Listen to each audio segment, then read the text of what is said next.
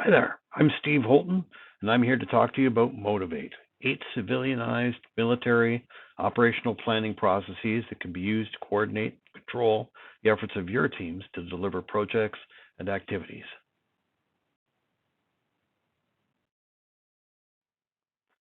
So the MOTIVE8 primer is broken down into 4 sections. It's due to come out, by the way, on the 30th of March. And the 4 sections, the first one is general concepts, which is what we're talking about in this video. Then the second is the tools and templates that exist behind and the workflows behind the methodology. Part 3 then looks at use cases, specifically showing you how to use the methodology for a variety of scenarios, industries, and so on. And we list those actually in our orientation presentation in the first video. And then part 4, which is the supplemental content, where there's a few other tools and templates and tricks that we picked up, not just from the military, but from civilian industry. And they don't necessarily warrant a full adoption into the methodology in themselves, but could prove quite useful and handy for you. Now, this is going to be a high-level overview only.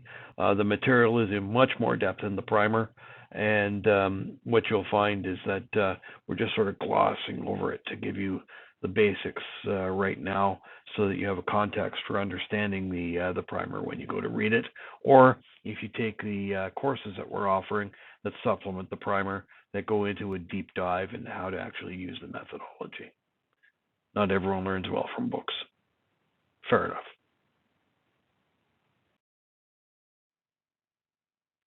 So this is me. Hello. I'm Steve Holton. I'm the developer of MOTIVE8, along with a few other people that have been providing advice and counsel. They will be in the accreditation at the end of the book as well. So I have a Bachelor of Science from Queen's University. I am a certified project management professional. I've been doing that for quite a few years. Almost 30 years of involvement with different types of projects, from being a project minion to actually being a project or program manager. Certified Scrum Master, which is using the Agile methodology for managing or delivering projects. Sort of a very lightweight, fast method for doing development. I've got 12 years. One thing that's not on that slide is certified information systems security professional as well. I've got 12 years uniformed military service, and then another 4.5 as a civilian contractor for D&D as the Army Deputy ISSO, or Information Systems Security Officer. I've been an IT director. I've been a CIO. I've done a director of operations role, number of different roles in industry before finally becoming an independent consultant in 2000, where I've worked in a number of industries, from travel and transportation to IT to telecommunications to banking and so on and so on, insurance as well. And I've worked in a number of countries: Canada, the United States, Bermuda, Brazil, and I've worked with multinational companies where we've run, for instance, international exercises, literally on a global scale. So quite exciting. I've been very fortunate. My partner in crime is also shown there. That's Missy. You might see her from time to time on videos. Missy is my service dog for physical support, and I've done a video on service dog etiquette that you might find interesting as well. It's on my personal YouTube page, and please feel free to look it up. The other thing, elephant in the room, that I'll mention, because you're going to see it in the background of the video, is I am clearly in a hospital right now. Nothing too serious, but obviously something I should point out, since everyone's going to be wondering. I'm just basically getting a tune-up, and should be released soon. What's nice is that I've actually found that the process and the documenting of it and so on has not been so onerous that I can easily do it from a hospital. So something good to point out.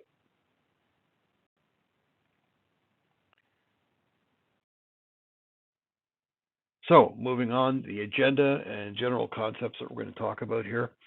So first and foremost, the hierarchy of effort. What does it mean, the different sizes of initiatives that we could be involved in? Project management. Actually, I think that slide got knocked off the deck, so I'll just say it right now. MOTIVE8 does actually work well with project management. It is in many ways a complement to it. Project management is sort of the science of getting all the resources and scheduling and other activities worked out right up to the final delivery. And then I find that last mile of delivery, what we used to call the last mile of defense policy in military circles when we talk about the infantry going forward into battle. That last mile of going forward into battle, as it were, is where Motivate kicks in and provides you a methodology of organizing teams, people, timings, coordination instructions. It is the true tactical detail behind your implementation. In fact, it's called an implementation instruction. So you'll see that as you get to know Motivate better, and when we start talking about implementation orders and coordination instructions. That'll be some distance down the road. Next, we're talking about is principles of business writing, just good tips to know. Leadership and responsibility, conceptual framework. And this is a very shortened form. We're just talking about a couple ideas here. There's actually an entire leadership course that we have that's available. And we talk about basically what it is to be in command or to be in charge of something. What does that imply? Delegation. Do you delegate? How do you delegate? What's the limits of your ability to delegate something? And then lastly, organization. A lot of people don't have a lot of leadership training, so they're not sure how to organize a team. They try to sort of mass management all at once, as opposed to really putting a bit of structure behind how their team is organized, whether that's 3 or 4 people or whether that's 300. Organization really helps a great deal, and we'll talk about some models or concepts behind that as well. Next, we talk about concepts behind command and control. So in other words, how do you exercise your leadership? What tools are there to allow you to exercise being in charge? And once again, we're only going to talk about 2 of them right now, the mission briefs and action cycle. Once again, just a reminder, this is just an overview, okay? You're going to see very busy slides here because I'm throwing in just a lot of content just to say, here's all the little pieces you need to consider, but in reality, each one is a topic in itself in the book in a lot of cases. So just high level, expect some busy slides. You'll be able to go back and study them later. And if it's not readily viewable in the video, then what I'll do is I'll make sure the slide deck is available to you instead through a PDF or something similar. So one way or the other, we'll make sure the content's available to you. So the hierarchy of effort, okay, sort of from, what's the hierarchy of initiatives from biggest down to smallest?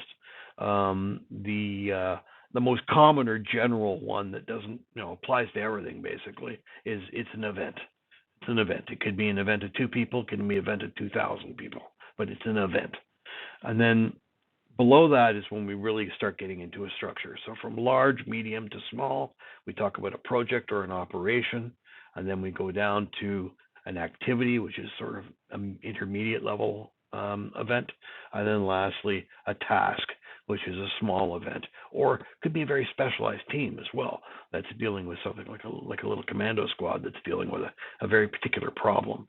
So I've put them in this way. Admittedly, some of the terminology we're still flipping and flopping on, so I may have made a few mistakes here and there, but for the most part, event is a generic term to describe everything, and then project, activity, and task.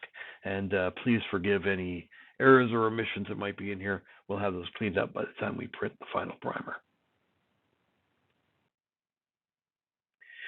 So once again, hierarchy of effort. As I was saying, the event, which is unsized, unscoped, bit of everything, generic term used to describe anything. Then the project or operation. So this is the large initiative, and often weeks, months, could theoretically be years, although I hate planning or managing projects that run for years. But I mean, I've done it, but it's not really a best practice as far as project management is concerned, but that's another story. So it's a large event or initiative. It consists of many activities, and often what we do is we try to, I got to zoom in a little bit, folks, I'm sorry, so I can also read what I'm doing here. So it consists of many activities, multiple teams of specialists, various attachments and people that are brought in from other organizations, maybe not consistently throughout the whole project, but certainly during key phases of that project. And the team size could average anywhere from 20 to 60, could be larger, but 20 to 60, with 15 to 20 plus deliverables. Probably, I say 20, sorry, 15 to 50 plus deliverables, and I've even seen them with more, and 5 to 25 activities, which I think is probably a little small as well. So we'll have to revisit those sizes. But it gives you some sense of how big it is. Months and months of activity, and potentially 100 people. The activity itself, intermediate event, often a subset of deliverables from a project or operation. Although it doesn't have to be, it could be just an activity, could be just a size unit on itself. It's often established independently to ease command and control, or activities are separated by due to time, which could be by phases then, or space or scope. Team size may average from 5 to 30, with 5 to 20 deliverables and 5 to 10 tasks. So just a little smaller than a project or operation, but still fairly meaty, and certainly going to have sub-teams within there too. And then lastly, the task, usually a small single team effort of around 1 to 5 deliverables. Sometimes specialized integrated team with attachments from other teams can be done, so it can be very focused as a specialist team of subject matter experts, and can be dealing with very highly complex tasks in those situations, or highly complex activities. The team size can average from 1 to 10, although once again, these are just general guides, just to give you a flavor of what we mean by these different things. They could vary immensely on your project. So jumping ahead now to guiding principles of business writing. The basic concepts, and this is borrowed actually from the military, although you see it taught in various business schools as well. And there's a variety of different models. I've just picked some of the ones that I think that benefit best for a lot of what we do. So brevity, completeness, clarity, accuracy, and courtesy. Courtesy is an interesting one. We'll bring that up in a moment. So brevity, basically as short and as succinct as possible when you produce your work. If there's essential background material that you really think you need, but maybe not all parties need it, or not everyone's going to refer to it, you can always put it to the back. There's nothing wrong with that. So you have your main document and then supplemental reference material in the back. That's quite all right. What you also, then completeness. Completeness, interestingly enough, is always competing with brevity. So completeness basically ensures that your writing is as complete as possible for all the relevant factors for the issue at hand. And once again, constant competition between being as complete as possible while being as brief as possible. And this is where some sort of analysis of what factors are immediately pertinent to this particular issue and might be necessary to make a decision. Clarity. In terms of clarity, the reasoning and logic of your argument should be understandable to everyone in your audience, right at a level that they're all likely to understand. Plain and common sense language should be used throughout, and don't hesitate to see if maybe you've engaged in some cyclical logic, or you're presenting things that require a level of knowledge that maybe you have that others don't. Basically use sounding boards. We often write for ourselves, and we can also interpret for ourselves very quickly when we read the work, but bringing in a third party to review it can make a big difference. And lastly, second last, accuracy. It should go without saying that your business writing must be accurate. If you're presenting facts and information that are from an unverified source, or may not be the true subject matter expert for a source, or alternatively, they're just your own opinion, make sure you clearly state that, because that could affect the accuracy of the document, especially when presenting your opinion versus the expert assessment of a so-called subject matter expert. And we know what expert opinion is worth sometimes. And then lastly, courtesy. Courtesy is not just about putting a sir or a ma'am at the beginning and end of your document, where it's appropriate, or presenting it in that way. Courtesy is also about, not insulting the intelligence of your audience. Now, I found that interesting guidance, because a lot of people will tend to not realize that they could be writing beneath the level of knowledge of their audience, or writing well above it too. That's equally discourteous. So it's important to think in that context. I especially like the fact that we don't want to spoon feed our executives. We should have a reasonable expectation of them to be knowledgeable and capable of assessing information, because they're the executives. They got there through hard work and effort. And so once again, don't coddle them. I find coddling executives or generals when I was in the military to be quite insulting to everybody involved. Now, coupled with those guiding principles, some of the best practices you want to consider is write in the active voice. So don't just, maybe you should do this, or this might be a good idea, or no, you will do this. You need to do this. This kind of thing needs to happen. So write in an active voice where possible and practical. Put your main point up front right away. And in fact, you're going to see in the briefing note templates, it's way down in section 4 when we talk about methodologies. I think it's in section 4. Maybe it is in templates in section 2. It might be in section 2. My apologies. But the one of the things that they have in the briefing note is right away they have a bluff, bottom line up front. And what the idea is that for very busy executives, sometimes all they have time is to say, you need another $250,000 because of X. Okay. And then they'll decide right then and there. If they have time, they'll read the rest of the briefing note. But sometimes you have to put that main point up front right away. Ideally, reduce your main point to a single line or two if possible. Once again, not always possible, but if you can, drive home the summary line, and then the rest of the document will support it, that works. And then lastly, as little paper or as fewest lines as possible. Goes without saying, gets back to the concept of brevity. Once again, competing against completeness. It's going to be a challenge for you. There's no doubt about it. So let's now switch to concepts around leadership and responsibility. And I'm just going to talk very high level about a couple topics that are near and dear to my heart, specifically command, delegation, organization, and responsibility.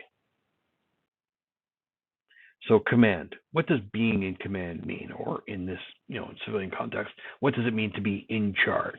Well, it means you're authorized to exercise leadership, to complete events, and to expend resources to make those events take place and get them to occur. It's key that if you are in command or in charge, that you are running and leading that event. You have control over the delivery, you manage the team, and you report back to senior stakeholders that initiate it, including ultimately the activity or event owner. You may be required to have your assessment and plan approved by senior stakeholders because it's their company, it's their resources, and they may have other dependencies on your task or your event, that other dependencies within the organization. So they may need to assess, have you covered off all the bases that they themselves are concerned about or that their peers are concerned about. So don't feel bad about someone wanting to assess review your assessment or your plan. But once it's approved, that activity should be yours to deliver. Now, once again, in a project management context, you present status summaries. You discuss issues that come up, and there's an opportunity then for those stakeholders to turn around and say, we have a new problem that you need to consider, or something has come up from another team. They're delayed by 2 weeks, and there's a dependency between your two initiatives. So there's a number of places where the senior stakeholders can still bring in issues of concern, advice, or mention risks, but they're managed through the project management framework and through your leadership as the person who's in charge. Now, coupled with taking ownership, in other words, being in command, taking ownership of your plan and doing the delivery, is that you are also ultimately liable for anything that goes wrong within a reasonable span of control. You could not necessarily predicted that a bolt of lightning was going to strike down into the construction site in the middle of when you were transferring gas. Boom, you know. But there are other things, unless of course you were required to put up lightning rods because it was a high lightning area, but that's another story. But within your span of control, there are going to be things like acts of, we used to say acts of God. Can we say that anymore? Anyway, it used to be acts of nature. There could be things where, once again, there was a union strike or changes of legislation within the government that affected your ability to carry on with the original delivery as intended. Maybe a piece of software was suddenly rendered obsolete or withdrawn because of security concerns. There's a variety of scenarios, all of which could be outside of your span of control.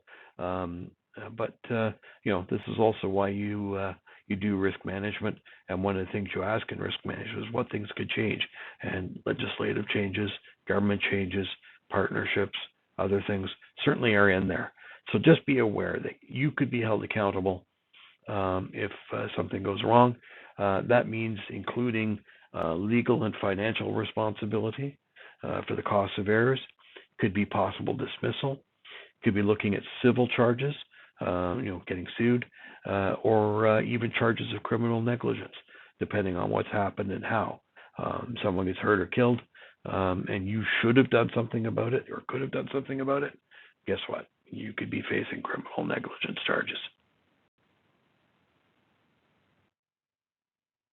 Micromanagement, everyone's favorite. And I'm sure you've all probably encountered this to some degree. Some event owners just can't let go. What'll happen is that as a senior stakeholder, the event owner, they will give you a task. They'll put you in charge, but then they'll still try to interfere and take control, and leaving you responsible but not in control. It confuses the teams as to who's in charge. There's often conflicting or confusing direction, and it can be dangerous as well, because once again, not knowing who to go to, especially in a situation where potential harm could come to a party if a situation isn't fixed.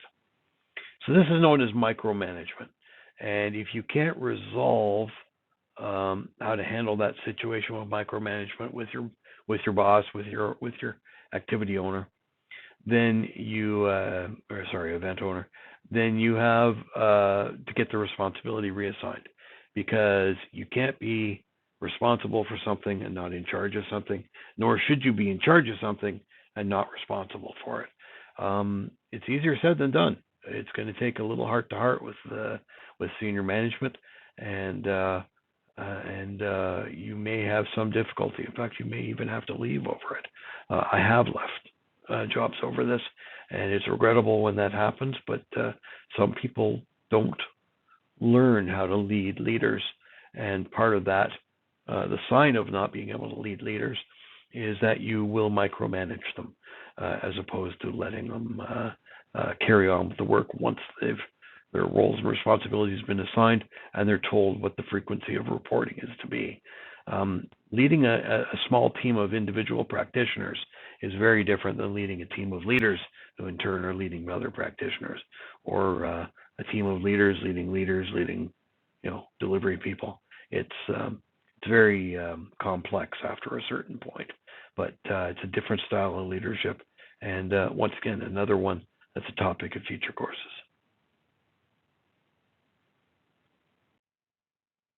So then there's delegation.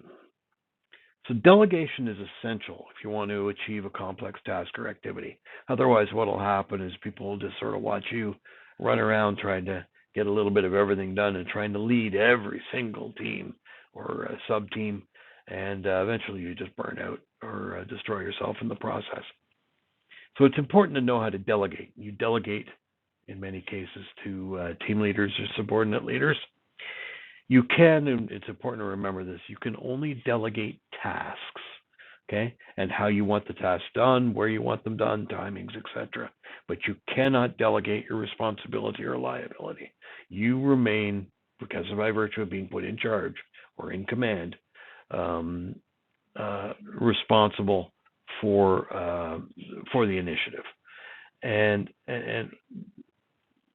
there's a little bit of leeway there in the sense that you can, the closest thing to delegation of responsibility may be the the liability and penalty clauses associated with third-party contracts. But the truth is, even then, you should have been watching the vendor. So while the vendor might be punished for failing to deliver, there might be penalties for not delivering. Ultimately, the buck still stops with you, especially if a major initiative ends up dying and not being delivered because you didn't follow up with the vendor. So something to keep in mind.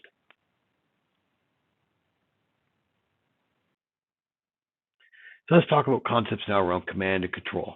So these are the tools and techniques to exercise your leadership and could provide control over your team and vendors and so on. So first of all, when you talk about building and organizing your team, command is a let's see if I can pronounce this right the first time. Probably not. Command is a hierarchical exercise organized from the top down. It's not entirely true.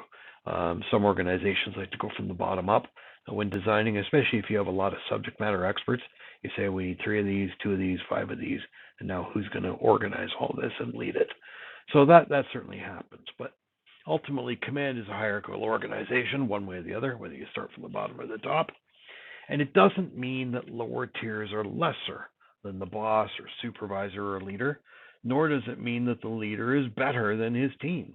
And in fact, the ideal team is where the leader has surrounded themselves with people who complement their weak skills. Because, once again, you can't know everything, regardless of what they try to tell you in, leadership school in the military. And you're going to have to surround yourself with master practitioners, master tradespeople, subject matter experts, third-party advisors, and you're going to have to learn how to use that expertise to come up with a final plan. You're still responsible.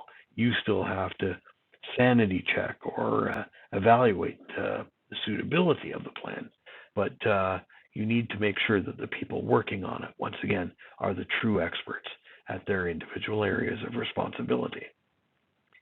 Now, of course, a clear hierarchy is necessary to make sure that there's a hierarchy of span of control and scope of responsibility. It's essential so that you can divide up work responsibilities. And likewise, you could separate oneself and team leaders from too many details. If you're in charge of an overall activity, say an operation of 200 people, you can't follow around every single person to make sure jobs are being done correctly. It's too many details.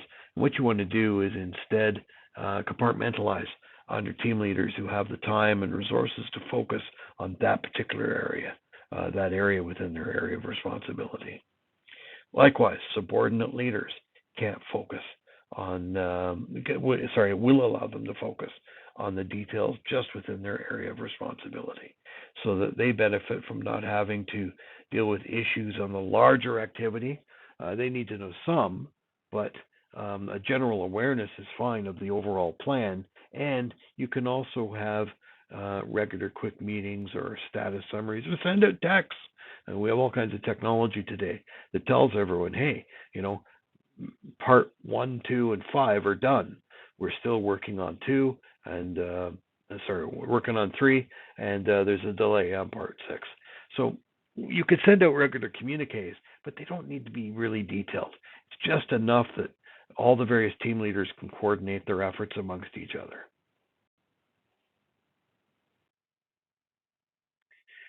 Now, another concept that you need is the idea of a second in command, or second in charge, or deputy, if you prefer to get away from the knuckle-dragger military terminology. So of a small to medium-sized team, usually 3 to 100, you've got a second in command.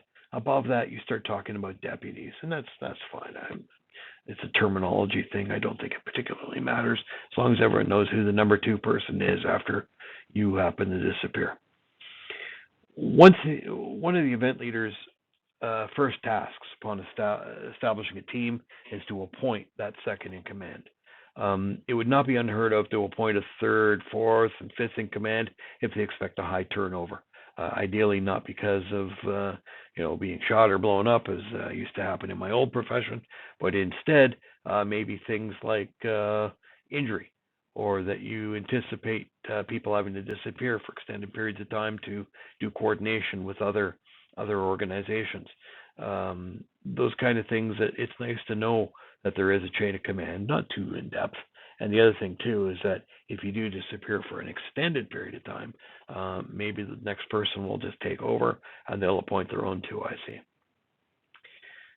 Some event leaders want their second in command to also challenge their plans discreetly. It's not important, it's important not to get undermined in front of the team, but likewise, it would behoove you to bring in your second in command and say, this is what I'm thinking, what do you think? And have that discussion prior to presenting to everyone else. It's good to have the 2IC present alternatives, even if it's to pick strange ones that you may not have considered. Instead of bringing all 10 guys, let's just do it with one. And quick discussion and debate if time is considered available, and it'll allow you to think of things that may not have been considered. The second in command is there to perform the administrative preparations for your activity. So when we start talking about activity warnings, you could say, look, we're going out 3 weeks from now, we're going to do this, and I need to make sure that everyone's got boots, gloves, and bring it and organize for the canteen to prepare lots of coffee for us to bring. The administrative preparations your second in command can take care of. They'll follow up on tasks as well that are given to the subordinate team leaders. So once again, instead of you running around, you could bring the teams together in a mission brief and do a status update with them to find out what's going on. But it's good for the second in command or the 2IC to get that information in advance so that you always know what's going on, and you could set up a cadence for that. So like every morning you find out what's the status of the tasks that the team is working on. 2IC may assume control of complex components of the plan as well. This is especially true in the military, where, for instance, a complex or dangerous component you might want to give to your most senior person to take care of, such as, if the troops are doing an attack, you go with them as their leader. But likewise, the fire base that's protecting you and shooting will need to ensure it doesn't shoot you guys in the process of your attack. And this is where often I would put this is where you generally put your platoon warrant officer, your second in command, in charge of that to ensure that you're protected and to be ready to take over if your attack fails. Same thing in this kind of scenario as well, is that once again, a very complex task, complex coordination, something requires leadership in its own right, or coordination, will be done by your second in command, or could be done by your second in command if you direct them. And then lastly, of course, the second in command is always ready to assume command or control, to be in charge should something happen to the event leader. What happened in one scenario that I was in is I was running a major upgrade of what was a PeopleSoft server for one particular company. And if that went down, it would have been catastrophic. It was a major enterprise. It contained all their human resources and financial data. And it's a very critical system. And the kind of upgrade we were doing was an all or none approach. You couldn't just do little pieces of it. You either upgraded it successfully or you rolled it back. And if something went wrong, you were in trouble. So anyways, it was being done over multiple evenings, the preparations, and then finally the execution. And I was away at an event, and I was calling in from a distant location, out in the woods, basically. And we were having evening calls to discuss our preparations and coordination of our activities. And I guess where I was, my phone reception was horrible. And my second in command blurted in and said, Steve, stop. I'm like, what's wrong? Stop. You're breaking up. You're causing the rest of us to get confused. You're fired. I'm taking command, and you can call us in tomorrow and get an update as to how things were if we were successful and what the next stage is. And it's like, okay, I'm fired, and my second in command took over. It was a little unnerving, but you also need to build a good bond of trust with your second in command. So it's not an appointment you just casually toss around. This week you're number two, next week you're number two, next week after that you're number two.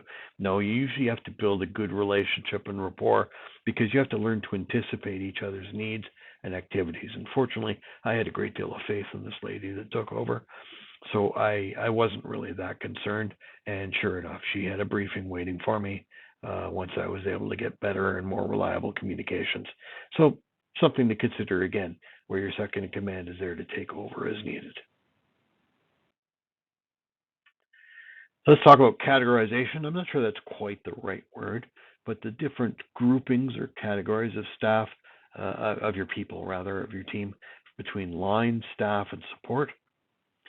So line are basically inline individuals and teams that have direct communication between the overall leader and the teams and ultimately delivery practitioners, the actual hands-on people that make the delivery happen.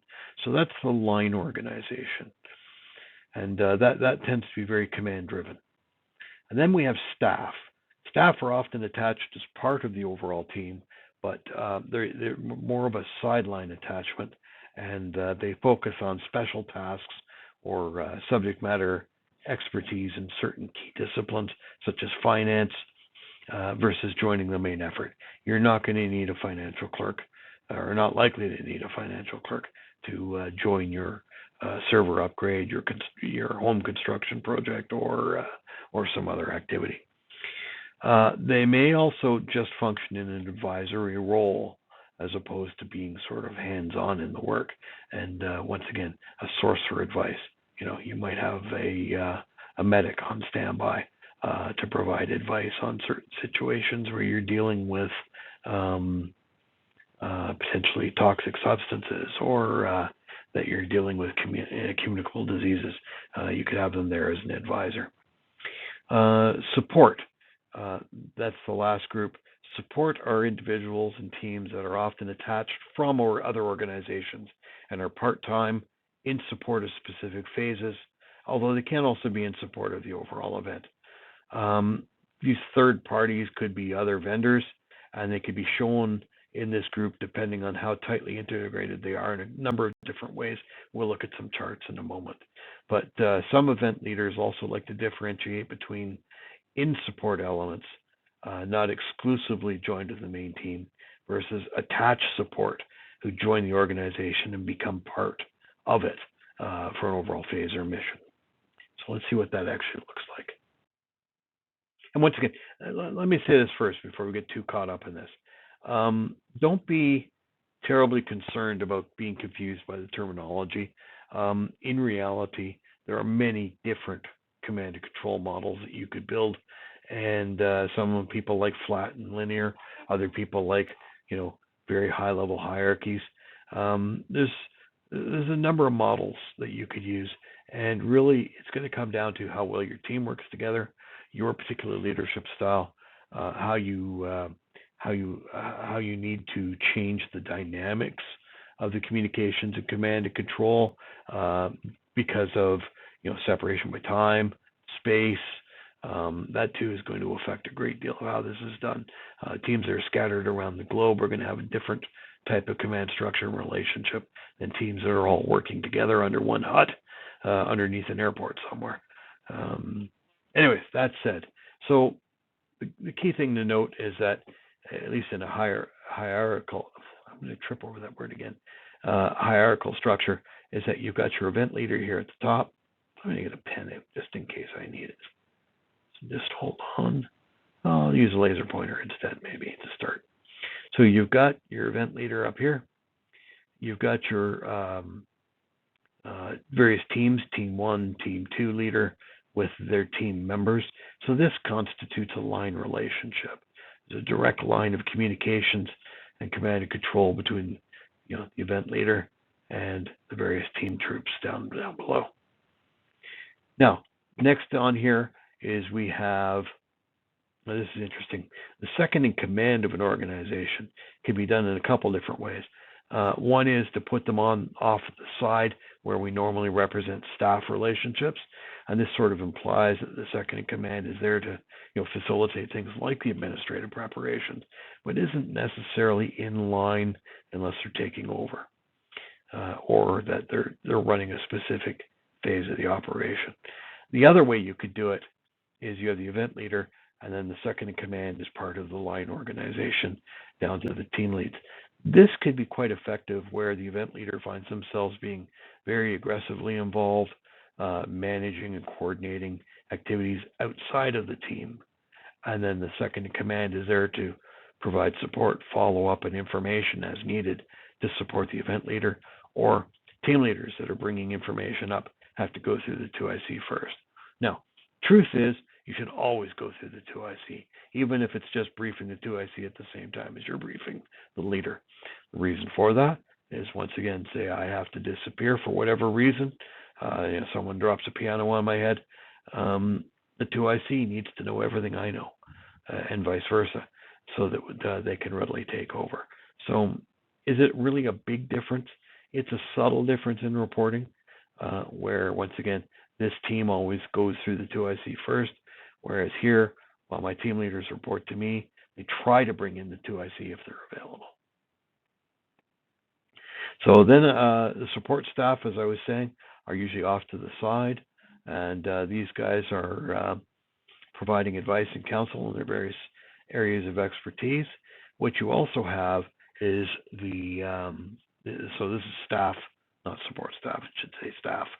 And then the support organizations could be external attached teams, to be from still within your company, or they could be from third-party vendors.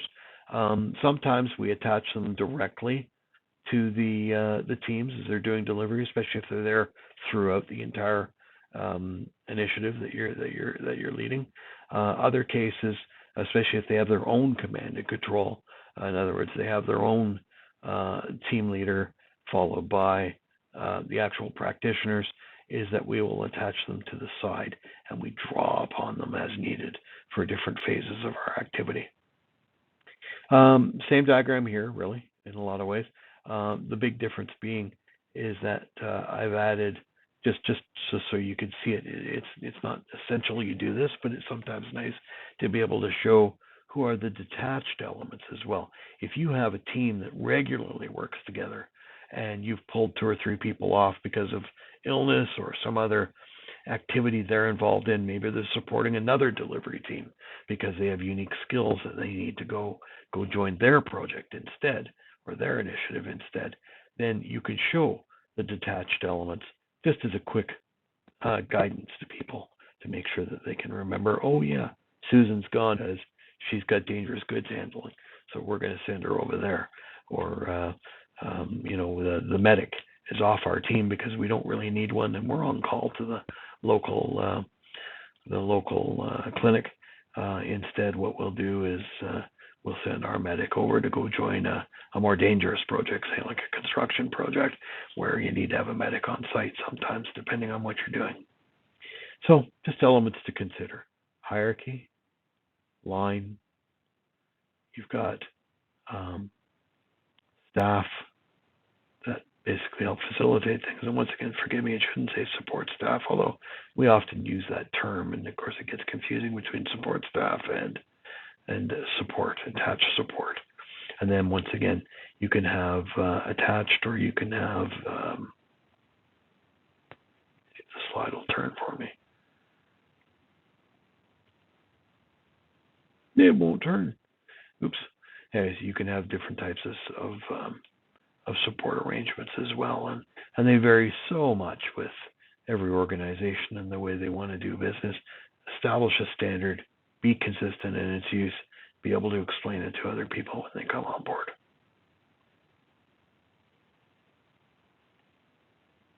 Oops. I guess I got to get rid of my laser pointer. Let's move ahead. Okay, so mission briefs. So the mission brief, I'm not sure if this is quite the right word we want to use, but anyways, mission briefs are similar to the orders group or O group in the military. And this is where the implementation instruction would be presented, and it would either be to just your subordinate team leaders, or if the size and time of your group permits, the entire activity team. And considerations when preparing to deliver your mission brief are things like timing. Do you have enough time to present it to everyone, or just a few people? Sometimes they're administrative tasks that the practitioners are performing, getting the trucks ready to go to a construction site, or loading up gear and so on, might be as important or more important than the presentation of your mission, of your implementation instruction. So only the team leaders are going to attend the implementation instruction. Complexity. Once again, you may have a plan that's so complex that we're talking like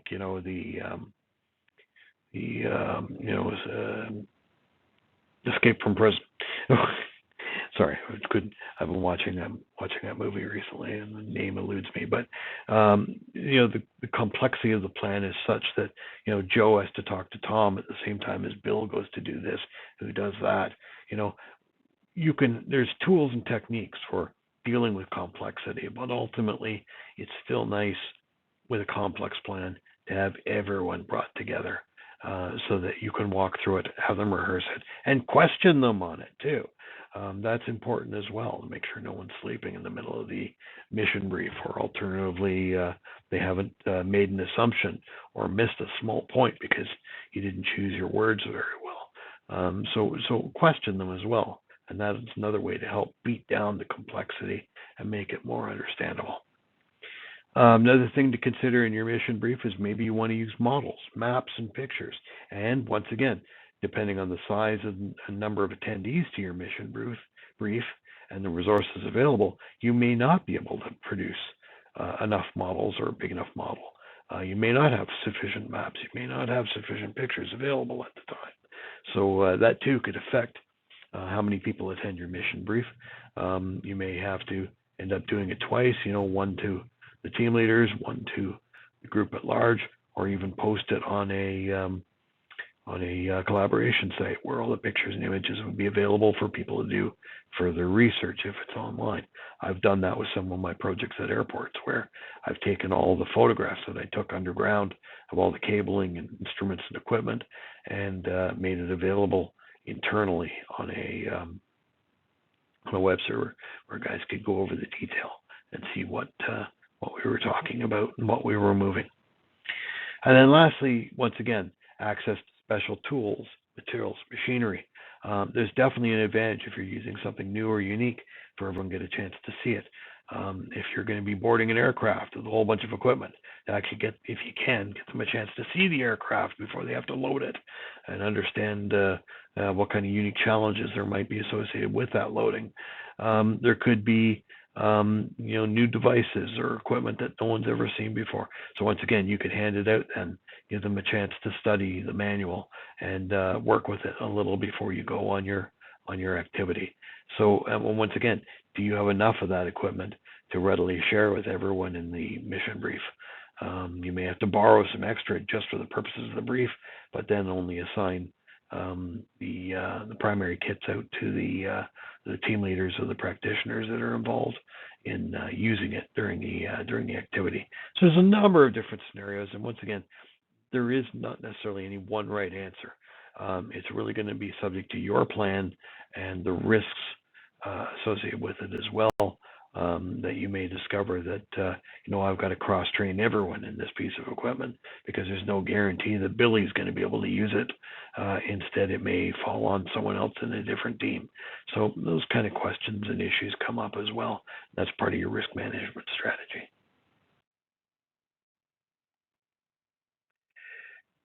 And then lastly, an old military term that I'm very fond of, because I remember it from my earliest days as a private, and I've certainly used it in business as well. Leaders eat last. What does that really mean? Well, like I say, it's an old expression in practice. No one's quite sure where it came about. Some people will tell you it's been from the dawn of inequity, and we've always done it since our earlier hunter-gatherer days. nonsense. I guarantee you that during some of the old campaign days of men formed up in three ranks, that the officers ate when they wanted to eat. So I think it goes back to at least World War One, possibly even back to the Boer War. There's a book by the same name called Leaders Eat Last. The Marine Corps likes to claim that they've always done it. I wouldn't be surprised if they did. But essentially, it gets down to a concept where the leader puts all of the interests of his people first, including their feeding. So anything that's good for the troops goes to the troops first.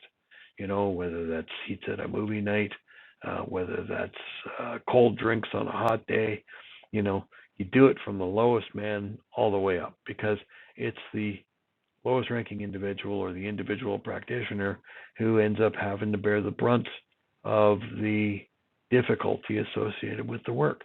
And once again, this gets back to the idea of a servant leadership model, where you as leader, in addition to giving guidance, are also a servant to your team. And that means meeting their needs and delivering to them.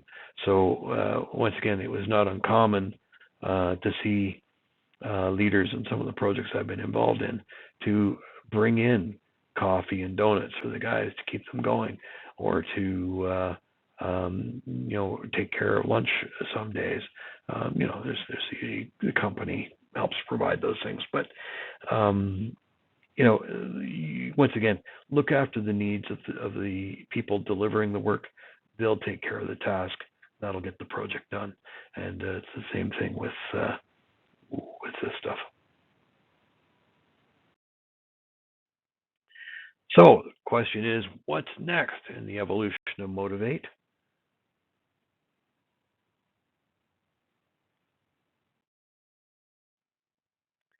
So this has been the general concept section. Oddly enough, if any of you have listened to the orientation presentation, I did say I was going to jump into templates and tools, templates and processes. I was going to go into the action cycle, and then I realized, part one comes before part two. So anyways, I had to fix that. So if anyone was expecting to be talking about action cycles, my apologies, but they will be coming up in the subsequent brief. And then we'll carry on with all the various pieces within part two, because that one's kind of huge. The action cycle itself is quite large, but then the action cycle really spawns off a whole bunch of individual processes as well. And it's 15 steps when you put it all together, and a number of tools.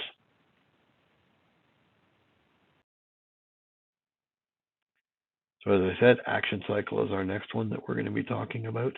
The other item that I'm somewhat behind on, because I end up doing two presentations, is the status summary.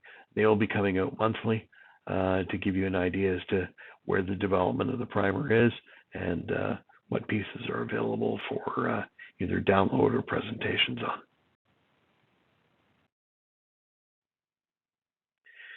So thank you very much for being here for this presentation. I'll have another one out in about maybe 2 to 3 weeks. If you need to reach out, the Motivate interim contacts, we're still setting up our domain name and other services. But if you want to reach out to me, you've got my phone number here, 613-793-5478. An interim email, the motivate8process@gmail.com. And then lastly, our YouTube channel, which you're seeing here, which is, you might actually be on other channels as well. But one of the channels is the YouTube channel at Motivate, which allows you to see these orientation videos and other materials that we'll be presenting in the near future. Once again, thank you very much, and I look forward to talking to you in a couple of weeks.